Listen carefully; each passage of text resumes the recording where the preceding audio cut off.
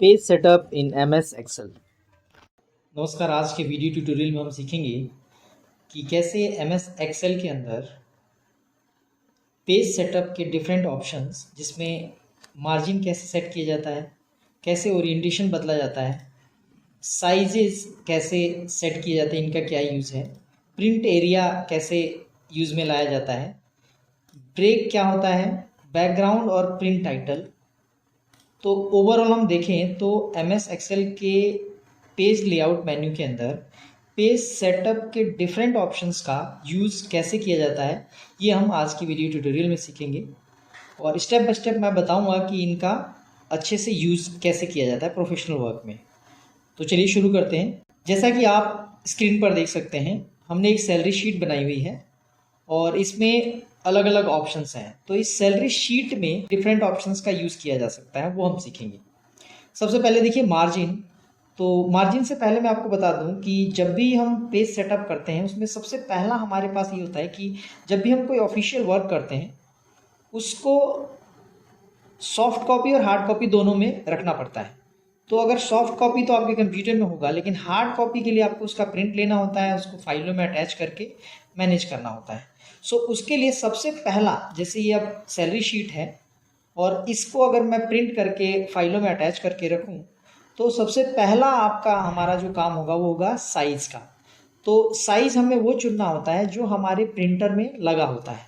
आमतौर पे official work में लेटर साइज़ या फिर A4 साइज़ यूज़ होता है। इसके अलावा अगर कोई लीगल डॉक्यूमेंटेशन है, जैसे लॉ फॉर्म वगैरह हो गए, CA फॉर्म वगैरह हो गया, जहाँ डीड वगैरह का होता है, तो वहाँ लीगल साइज़ भी चलते हैं।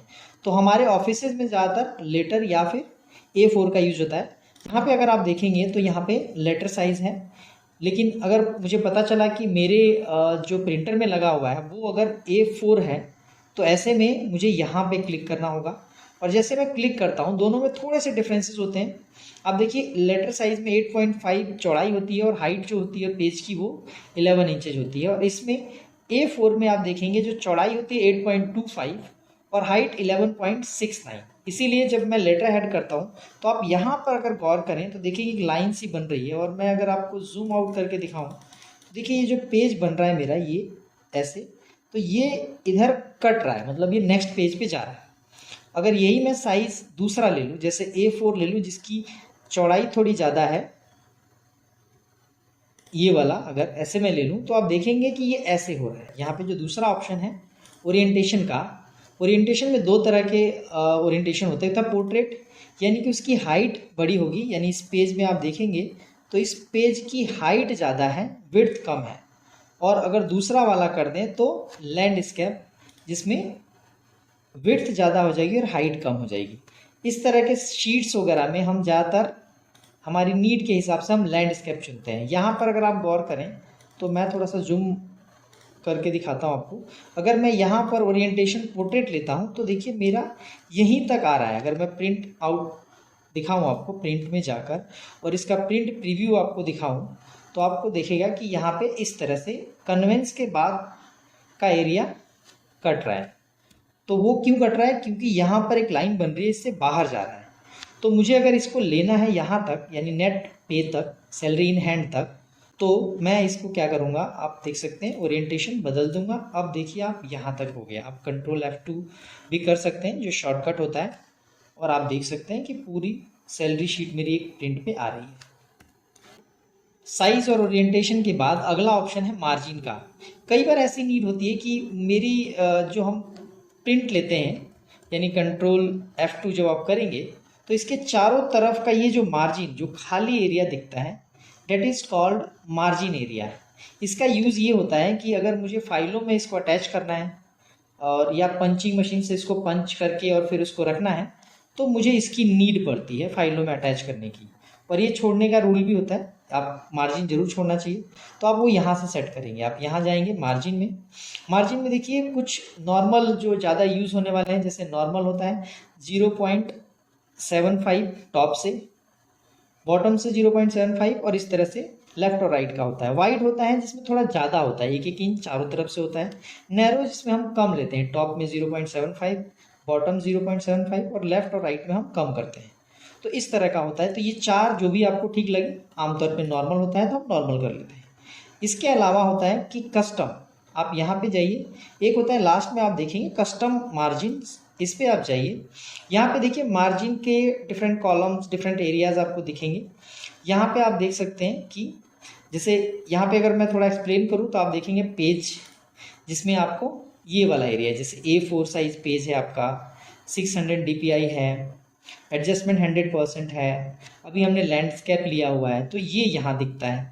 मार्जिन जिसके चारों तरफ का एरिया, हेडर और फुटर होता है जो ऊपर यहाँ पर और इधर लास्ट में पेज के अगर कुछ लिखा हुआ चाहते हैं तो वो आपको यहाँ पे दिखाई देता है, तो वो होता है आपका हेडर और फुटर।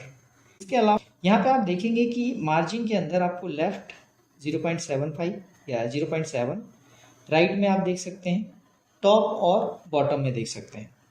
यहाँ पे आप लेफ्ट और राइट में जैसे कि आप यहाँ देख सकते हैं, यहाँ पे ये वाली लाइन जो है हमारी नेट सैलरी वाली या नेट पे वाली, ये बाहर जा रही है, तो हम इसको यहाँ से थोड़ा सा कम और यहाँ से थोड़ा सा कम कर दें तो आप देखेंगे एडजस्ट हो जाती है।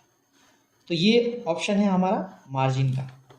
जो अगला ऑप्शन है हमारा प्रिंट एरिया, कैसे यूज़ है, आपको क्या करना होगा कि आपको अगर प्रिंट में इतना ही चाहिए तो उतना एरिया को आप सेलेक्ट करिए, यहाँ जाइए और सेट प्रिंट एरिया।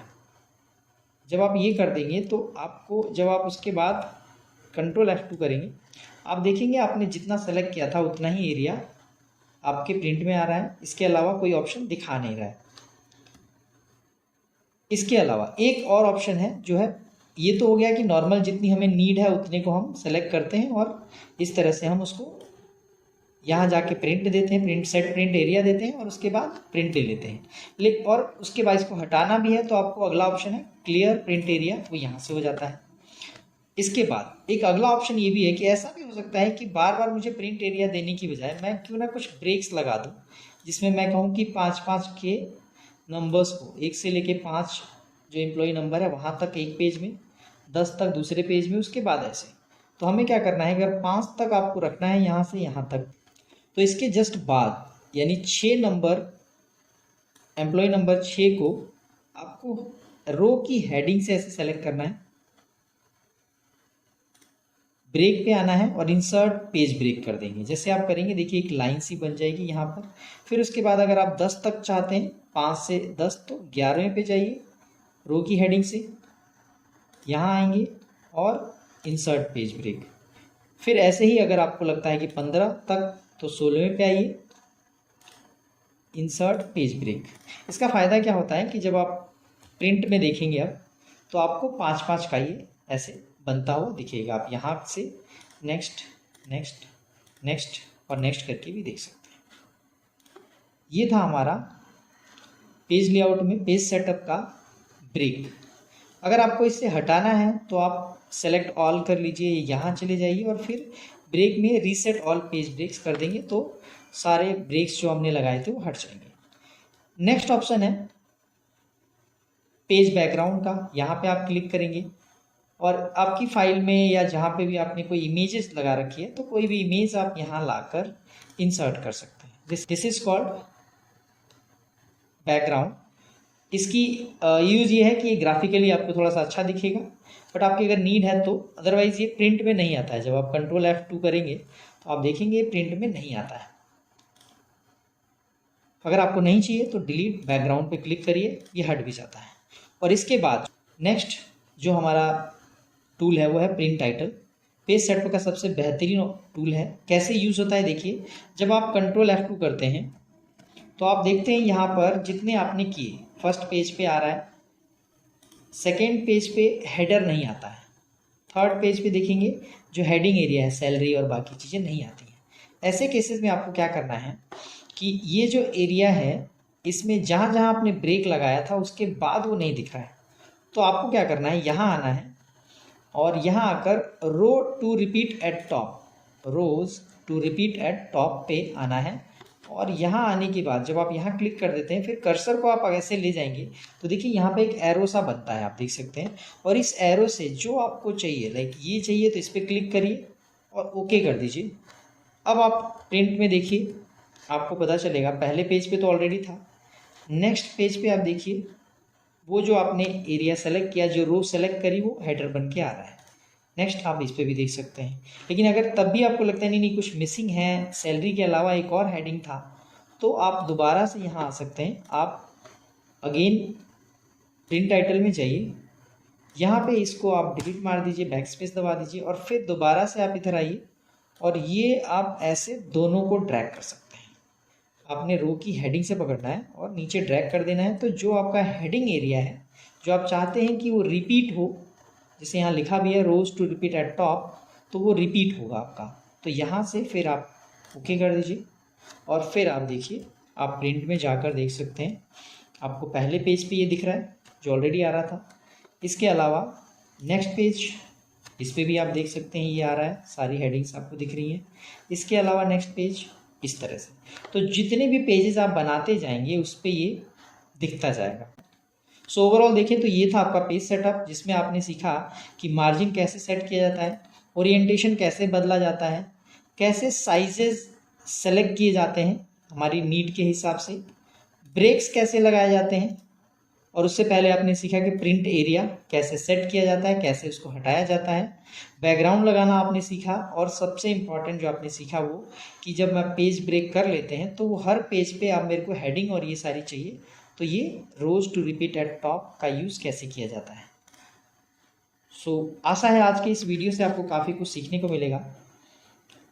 और आपको अगर हमारे वीडियोस अच्छे लगते हैं आप तो प्लीज़ उसको लाइक करिए, शेयर कीजिए और इसी तरह के और भी वीडियोस के लिए हमारे इस चैनल को सब्सक्राइब कीजिए। Thank you so much.